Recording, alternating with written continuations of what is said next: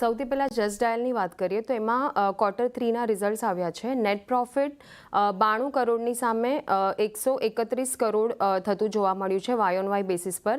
રેવન્યુની વાત કરીએ તો 265 કરોડની સામે 287 કરોડ એટલે કે 8.4% વધારો આપણને વાય ઓન વાય બેસિસ પર જોવા મળ્યો છે. જ્યારે એબિટાના ફ્રન્ટ પર 60 કરોડની સામે 86 કરોડ આપણને એબિટા થતું જોવા મળ્યું છે, એટલે લગભગ 44% વધારો અહીંયા પણ આપણને જોવા મળ્યો છે અને margin 30% Y on Y basis પર જોવા મળ્યા છે. ત્યારબાદ NCL ઇન્ડસ્ટ્રીની વાત કરીએ તો તેમાં Q3ની બિઝનેસ અપડેટ આવી છે. સિમેન્ટ ઉત્પાદન 7.5 લાખથી 12% ઘટીને 6.61 lakh metric ton Y on Y basis પર થતું જોવા મળ્યું છે.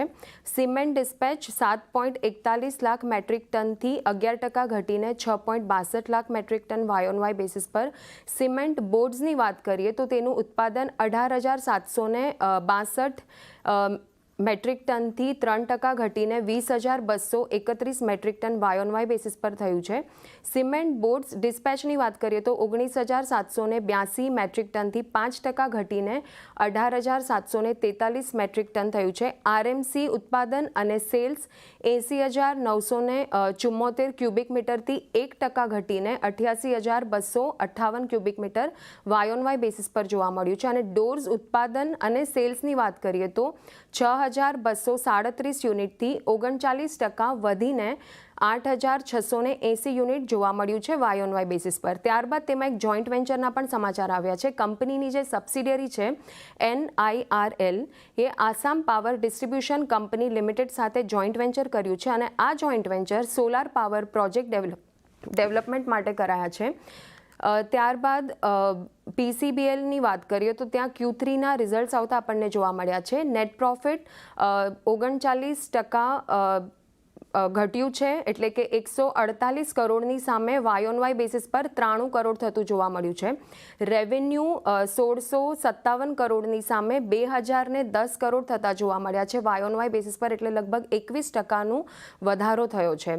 એબિટાના ફ્રન્ટ પર વાત કરીએ તો 13.7% જોવા મળ્યું છે અને માર્જિન્સ લગભગ 16% થતા જોવા મળ્યા છે અને તેઓએ ઇન્ટરિમ ડિવિડન્ડ ડિક્લેર કર્યું છે ₹5.5 પર શેર અને વાય ઓન વાય બેસિસ પર તેઓએ કંપનીએ 5.5%નું વચગાળાનું એટલે કે ઇન્ટરિમ ડિવિડન્ડ તેઓએ જાહેર કર્યું છે. તો આ રીતે આપણને આજે 3 કંપની પર અપડેટ આવતી જોવા મળી છે. થેન્ક યુ શ્રદ્ધા, અમારી સાથે જોડા બદલ અને વિગત અમારી સાથે શેર કરવા બદલ. અમિત, ખાસ શરૂઆત પહેલાં જસ્ટ ડાયલથી કરીએ. આપણે જોઈ રહ્યા છીએ કે નો ડાઉટ આ વખતના રિઝલ્ટ્સ ખૂબ જ સારા આપ્યા છે, ખાસ કરીને Q2ની સરખામણીએ. Q2માં પણ આપણે જોયા ખરાબ રિઝલ્ટ આવ્યા હતા અને ત્યારબાદ કાઉન્ટરમાં આપણને સારો એવો ફોલ જોવા મળ્યો હતો. આ વખતે રિઝલ્ટ સારા છે પરંતુ આ કાઉન્ટરમાં આપણને સારો એવો એક ઘટાડો જોવા મળ્યો છે. અગર હું 1 મંથનો પણ અગર હું ચાર્ટ જોઉં છું તો ઓલમોસ્ટ આપણને 10%ના નેગેટિવ રિટર્ન્સ છે. આજે પણ આ કાઉન્ટર પર ત્યારે આપણને 7%નો એક ઘટાડો જોવા મળી રહ્યો છે અને ડે લોની આસપાસ હવે કારોબાર કરી રહ્યું છે. તો સૌથી પહેલા જસ્ટ ડાયલ માટે આપનો શું મત બની રહ્યો છે?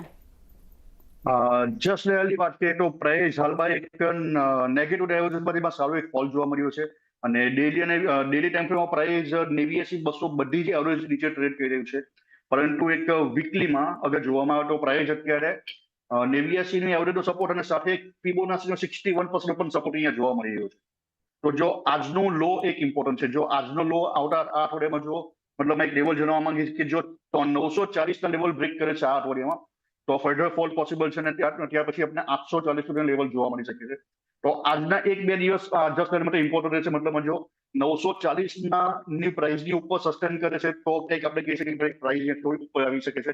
પરંતુ જો આ લેવલના બ્રેકડાઉન પછી આવનારા દિવસોમાં એક 840 સુધીના લેવલ જોવા મળશે. ઓકે, તો ખાસ કરીને 940નો એક સ્ટ્રોંગ સપોર્ટ છે. અગર જો આ ટાર્ગેટ અગર આ જે લેવલ્સ છે અગર જો જસ્ટ ડાયલ એને બ્રેક કરશે તો તમને લગભગ 100 પોઈન્ટ નીચે એટલે કે 840 સુધીના લેવલ્સ પણ તમને જોવા મળી શકે છે. એટલે ખાસ કરીને લેવલ્સ જે